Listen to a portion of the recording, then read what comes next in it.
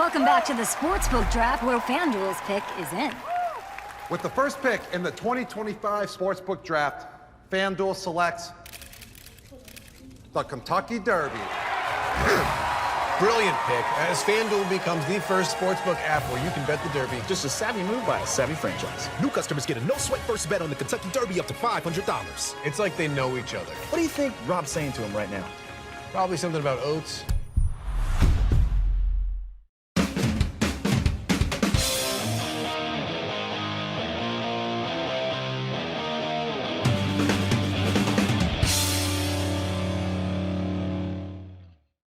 Hi everyone, David Aragona and Mike Beer here to discuss the DRF Friday race of the day. It is, of course, the Run for the Lilies, the Grade 1 Kentucky Oaks on Friday at Churchill Downs. One of the most anticipated weekends in racing is upon us. We got a couple of promos to tell you about. First up, our friends at FanDuel have this promotion going on for new customers. You can get a no-sweat first bet of all the way up to $500. Make your first bet up to $500. And if it loses, you get that money back in your account. So learn more about that at FanDuel.com. Also at DRF.com, we've got some past performances available to do your handicapping for these Oaks and Derby cards. So if you're going to dive in, bundle these with the betting strategies, the player's guide, the clock reports. You can save up to 39% of the value of all of this handicapping data together. Find out more about that at shop.drf.com. And of course, with this being the Friday race of the day, you can get free past performances just for this race, the Kentucky Oaks. Just create a free account on DRF.com, and you can access free all-access past performances on the Race of the Day page. Well, Mike, we've got a full field of 14 signed on for this Kentucky Oaks, and there's going to be a clear-cut favorite in this race in the number 11 Good Cheer. She's installed at 6-5 on the morning line. She is undefeated, has won all of her starts by open-length margins, but she's coming in without a major speed figure edge over this field, so I can understand anybody that's looking elsewhere for a price in a race where it's pretty competitive once you get past Good Cheer. Agreed. I'm with you. I'm not going to argue too hard with anybody who says, you know what, she's been visually impressive, but she's not that fast. And some of these horses can certainly go with her, because I kind of agree with that assessment of her. I still think she's way the horse to beat in here. She definitely is. As I said, she drew post 11 for this race. I don't think post position is going to matter so much for a horse like her, who's got a very versatile running style and can really be placed anywhere under jockey Luis Saez. To get a sense of where the other horses might be placed in the early stages of this race, let's take a look at the Timeform US pace projector for this race. And this is a feature that you can get with those all-access PPs for the race of the day, or if you purchase one of those DRF packages, Timeform US PPs included in that. And Mike, Timeform US is predicting a fast pace here. The horses that will be leading at the half mile shown on the right-hand portion of this pace projector, and those include the number 8, 5G, who has used an aggressive running style to great effect in her recent starts, the number 2, Simply Joking, whose hand could be forced breaking from an inside post position, and then the number 7, Lucara, who's done some of her best running on the front end. So this does feel like a pace that could potentially heat up. I feel like the pace almost had to be fast, because you're right. I mean, the 2 and the 8, they're just going to come out of there running. I personally don't think Lucara can win this race if she doesn't make the lead in here. And I'd be surprised if they rated her in this spot. I think this pace is going to get heated up.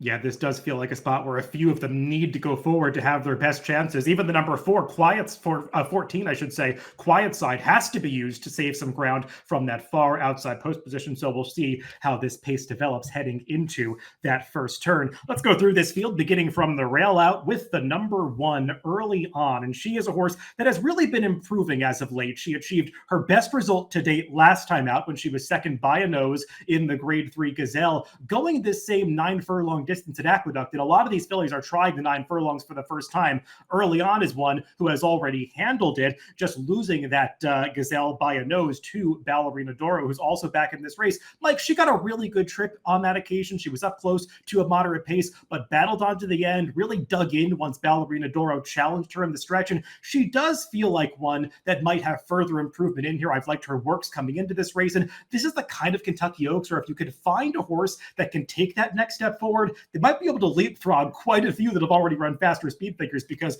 they're all kind of clumped in terms of how fast they've run. I agree with that. I think that's the right way to look at this race too, especially if you want to find a price.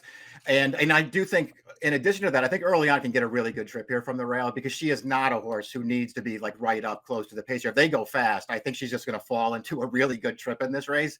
You and I think, had the same opinion of her going into the Gazelle. I think we just both kind of liked. I think she's got better when they started stretching her out in distance. Like I think this is what she really wants to do. I wonder if we have the same opinion coming out of the race, though. I know it was a nose defeat. I didn't really feel like she was ever going to beat Ballerina Dior that day, even though she tried really, really hard. And I couldn't quite talk myself into going back to her in this race, although I do think I recognize there are things to like about her.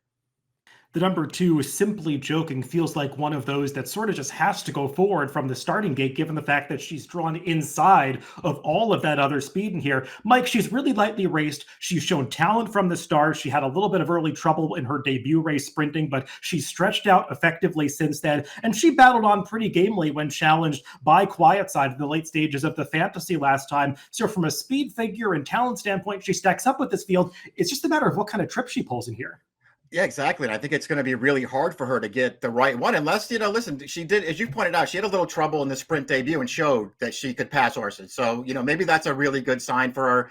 I know that she stretched out to win the Silver Bullet Day. I wasn't, super impressed with that performance, but she was still a little green in that race, and then moved forward again last time in the Fantasy, just only second best in that race. She's got to move forward again, David. Maybe she'll do it. Well, we just talked about a lightly raced option. The most lightly raced filly in the field is up next, the number 3, Fondly. She has only started 2 times in her career. She has won both of those races, had some trouble on debut, and then last time stretched all the way out in distance to win the Virginia Oaks. Not the fastest race and not beating the strongest field overall. She actually just held off the horse on the rail early on, who we already talked about. But Mike, if you're projecting upside for horses in this race, this is one that could definitely fit into that category. Yeah, that's how I looked at her too. I mean, obviously it's not going to be easy for her to win the Kentucky Oaks in her third career start and her first start around 2 turns to boot. But listen, I only a 72 buyer on debut. That was, in my opinion, a super impressive performance. As you mentioned, overcoming trouble, but just did it. She looked so athletic, overcoming that trouble and then really reaching out for ground through the stretch with a good finish in there. And I gave her extra credit for winning the Virginia Oaks. First time against other winners, right off the maiden win, stretching out in distance. Listen, I think we both think early on is a good horse. And I thought she ran really, really well in there, even though it didn't come back that fast. She's got a lot to prove here, but I think she's good. The number 4, Drexel Hill, is the other Whit Beckman trainee in this race. He had the number 2, Simply Joking. Also, this filly, who's probably going to be a bigger price, coming off a bit of a layoff into this race after earning her spot in this field when she won the Busher Stakes in early March at Aqueduct. That was a 1-turn affair, and she had gone 2 turns in some starts prior to that, Mike. But watching the late kick that she put in to win that Busher, I almost wonder if shorter's a little better for her, because her 2 route races prior to that, around the 2 turns, she had minor things go wrong at each of them, but I still didn't love the way that she finished, especially 2 back in the Silver Bullet Day. So she's got to prove she can get this distance. We had the same take on her. I thought the cutback helped her last time. Her 2 dirt 2-turn races are fine, but they didn't make me want to bet her in the Kentucky Oaks. Even when they stretched her out the one time on the all-weather surface, David, I felt the same way about it. She just didn't seem like she really wanted that extra ground. The number 5, Quick Kick, is another that's going to try to be launching from towards the back of the pack. And Mike, I'm curious to get your take on this filly, because she showed promise early in her career, winning second time out at Saratoga and then placing in a series of high-profile Grade 1 stakes races, including the Breeders' Cup Juvenile Fillies. She hasn't been quite effective in either start so far as at 3, but can we maybe project a better performance here, given how much speed is signed on in this race and her running style? Yeah, I thought, listen, those are the things that I thought maybe made her interested in here at a big price, because I think we did find out that she had some talent as a 2-year-old. I mean, she didn't threaten to win either of the Grade 1 races necessarily, but I thought she ran particularly well in the Alcibiades when she was making up ground late in that race. Boy, I really hated her most recent start to Aragona. She didn't do much running that day, but man, her Honeybee, give her a pass for that one. She had absolutely no chance the way that race was run. The number 6, Ballerina Doro, is the winner of the Grade 3 Gazelle that we already discussed with regard to early on. So let's take a look at the stretch run of that race as these two fillies battled to the wire. And Mike, you were referencing it earlier. When they came to the top of the stretch, it kind of looked like Ballerina Doro was just going to swallow up the leaders and win this race for fun. And you can see she's kind of her own worst enemy here. She's got her head cocked to the right. She's on her left lead. She's lugging into early on a little bit, and it takes a while for Dylan Davis to straighten her out on this occasion and get her to change over to that right lead. And even when she does, she is only barely able to put that rival to her inside away. Early on really battles her to the finish line here. Mike, watching Ballerina Doro's dirt races, I feel like there's more there than she's showing in the end results, because she always travels well into the races, but when they set her down, she doesn't quite finish them off the way you think she's going to. And she did start her career on turf, and she kind of runs like a turf horse on the dirt. Yeah, exactly. I feel the same way about her. She is talented for sure. And, again, we just showed that replay of the Gazelle, and I don't know what she's doing out there, David, but she certainly doesn't have her mind on putting horses away in the stretch. I mean, again, when I watched the Gazelle back, she was always going to win that race. I don't know why she was goofing around there at the end when she did finally change her leads. And I know it was still close at the end, but she was just under strong handling there. I feel like she knew she had early on beat, and that was all that she wanted to do in that race. So these are obviously very big concerns, but she does have a pretty good finish in her. She can get this far, I think, very easily. She is not a one-run plotter. So even if the pace doesn't develop for some reason, she's not going to be compromised, I don't think. I mean, I like her enough to keep her in the mix here, especially if the 10-1 morning line is close to right. But I wouldn't sit here and take her at some kind of short price. I did watch her most recent workout for this at Churchill Downs on April 26th, and she changed leads right on cue at the top of the stretch. So hopefully that's a good sign for Ballerina Doro running a more professional race on Friday. Up next is the number 7, Lacara, who is the winner of the Grade 1 Ashland, the local prep for this at Keeneland. We'll take a look at the stretch run of that race. And note, it is a short stretch at Keeneland, going the 1 16th distance. They don't go to the second finish line. They end this race a little bit early. And I think that definitely worked for Lacara, who has some distance questions to answer moving on to this Kentucky Oaks, Mike, because even though she's won some races by open lengths around 2 turns, she doesn't necessarily give me the vibe that she's a horse that is going to relish even a little bit of added ground. As you can see, one of her rivals, who she'll face again here, Take Charge Milady, is quickly making up ground on her at the end here. She's also a horse who's done her best running when she gets loose up front, and I don't see that trip coming for her here. Yeah, exactly. I mean, I do think, just going through all of her races, I just think she's way better when she's on the lead as opposed to when she's not. And that really concerns me. I think you're 100% correct about the added distance here as well. I still can't shake the feeling, David, that, I go back to the Breeders' Cup last year, and, you don't have to hold it against her. But when I watched that race, she looked totally overmatched to me by some better horses. And I'm afraid that's going to happen again on Friday.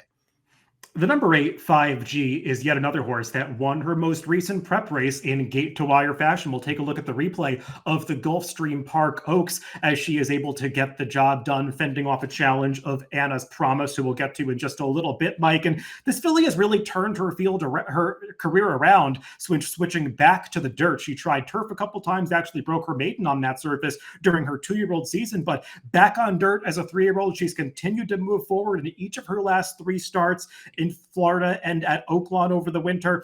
I feel like she's stepping up against a way tougher field here than she met last time, and she's breaking in between a couple of horses that also want to go forward.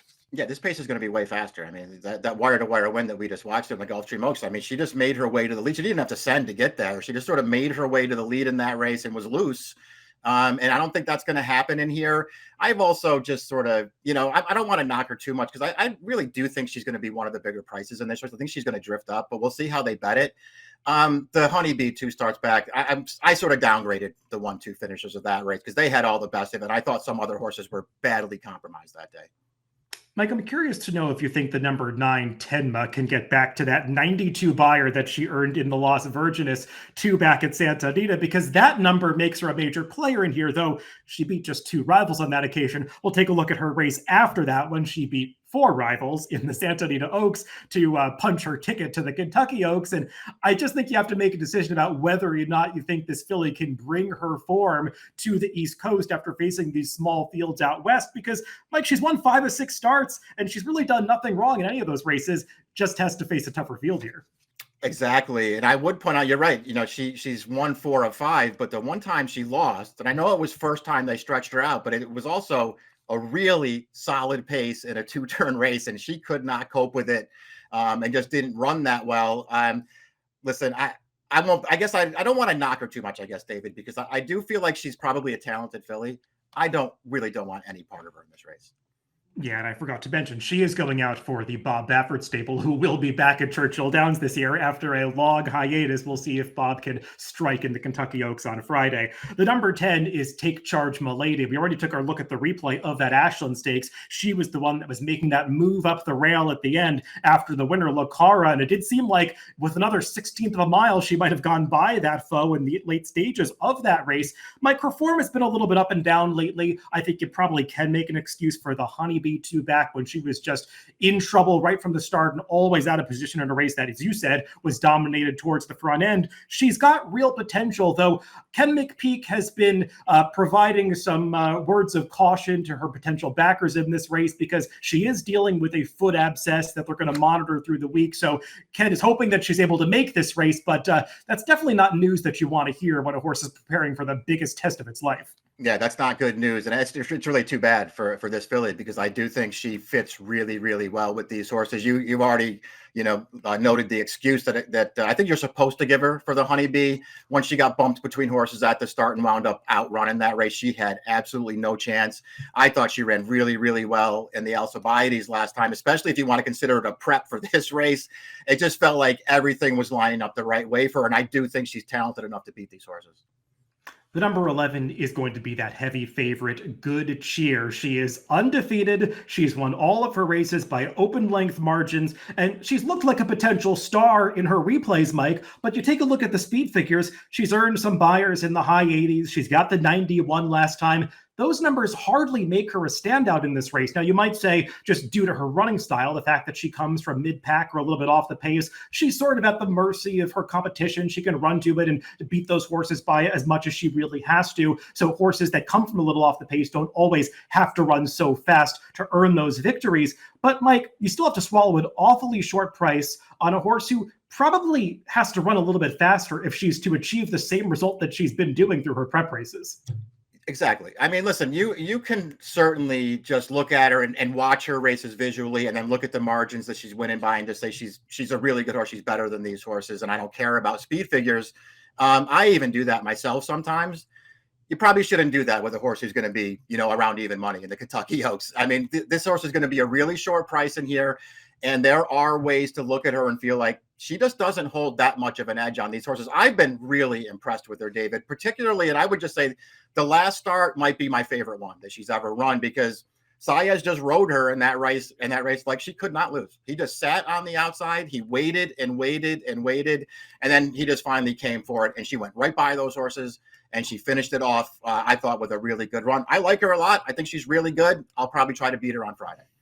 Yeah, she's just beaten much weaker competition than she's stepping up against here. You can see the prices that she's been in all of those races, odds on, and you look through the PPs, which you can do in DRF Formulator or Timeform US, of the competition that she's been defeating, and they are not nearly up to the caliber of competition that she'll be facing here. So up to you whether you want to swallow a short price on Good Cheer. The number 12 is Anna's Promise. She finished second to 5G, who we already talked about in that Gulfstream Park Oaks at the end of March. Mike, she was claimed up for $50,000 out of a maiden victory just 3 starts ago. She's run well for the new connection since then, but she's another one who could get caught up in a potentially quick pace. Yeah, I mean, they've done good work with her off the claim, but the running style seems like it works against her here. Added distance probably isn't going to help her either, and neither is stepping up in a tougher competition, but she's a big price if you like her. The number 13, Bless the Broken, is going to be another big price in this race. She faced Good Cheer earlier in the season, faced Simply Joking and Ballerina Doro. Wasn't quite a match for any of those horses on the dirt, but they switched her over to the synthetic surface at Turfway Park last time and punched her ticket here with a win in the Bourbonnette Oaks. And she won that race well, was going away at the end. But like I said, it was on a different surface, and she's just going to have to run better than she ever has on the dirt before to beat a field like this. Yeah, exactly. I just don't like her dirt races enough. I mean, she doesn't run necessarily poorly. The Demoiselle, I guess, was a sort of a head scratcher there. She didn't run well that day. I thought her Silver Bullet day was fine. Didn't make me want to bet her back against tougher horses since then. I don't want to bet her back on Friday. Like, if you're just looking at the speed figures, the number 14 Quiet Side is the one that really stacks up against Good Cheer during her 3-year-old season. She earned a solid 86 buyer in the Honeybee, where she got a very good trip, but stepped up again last time in the Fantasy. And we'll take a look at the stretch run of that race where she runs down a horse that we already talked about possessing talent, Simply Joking. Simply Joking actually really tries to battle back along the inside of this race. The Quiet Side traveling to her outside is able to find a little bit more to put that rival away. And well, she was beaten by Good Cheer during her 2-year-old season. Based on their trajectory since then, Mike, is it fair to say that maybe Quiet Side is the one who's improved a little more as a 3-year-old? I could buy into that. I could buy into it. Honestly, I could buy into it. I'm not sure that I believe it, but I could certainly buy into it. And I would this is the filly in the race I was most conflicted about. I don't love the post position. I don't love that she likes to race forward in her races either. And I want to wait and see what kind of price she is, because if she takes money in here and is, she's 8-1 on the line, if she's around that or even less, I really don't want any part of her in here. I do think she's talented. Again, we already talked about the Honeybee. Her and 5G are the 2 horses I downgraded from that race because they just had all the best of it. And she ran, okay last time, but I don't know. I don't consider Simply Joking a major contender in here. I really think she is moving up in class for this race. She is a horse who is breaking from a tough post position and is not always the quickest that first step away from the gate. So they really might have to ride her into the race to avoid losing ground into that clubhouse turn. Well, before we get to our picks, I just want to again remind everybody of that promo from our friends at FanDuel. If you're signing up for a new account, you can get a no sweat first bet of up to $500. Make that first bet up to $500. And if it wins, great for you. But if you lose, you get that back into your account. So find out more about that at FanDuel.com. Let's go to our picks for this Kentucky Oaks, Mike. And we're both going to go with horses that I think each of us believe have some upside. You're putting the number 3 Fondly on top at a big price. It's a bit of a reach. I will grant to everybody that one. I just want to take a shot with her because, as we've already talked about, David, I feel like there might not be as much separation around this field as it initially looks like there is on paper. I think Fondly's really good. This might not be the right spot. I think she's as talented as anyone in this field, though. I'm going to hope she gets the right trip in here at a price. I really expected to be way against Good Cheer when I started handicapping the race, and I'm just not. I think she is the horse to beat in this race. She is the horse to beat. I think we both have her in the 3rd slot here. Just don't really see the value with her. She's going to be such a short price because she's so exposed at this point. And I think there are better value options to find. I've got Quiet Side in the 2nd slot. I know you've got the number 10 Take Charge Milady in the 2nd slot. Both of those horses make plenty of sense. I went with the number 1 early on top, like your top pick. She's going to be a big price in this race. She's just another one that I can project that forward movement for. She's been improving through all of her recent starts. I really think distance works for her, and she's going to love the 9 furlongs. And like you said earlier, she's drawn a great post down towards the rail, so I can see a good trip coming for her. So it's going to be 1-14-11-6 for me and 3-10-11-6 for Mike in the Friday race of the day, the Grade 1 Kentucky Oaks. Good luck if you're playing the races later this week.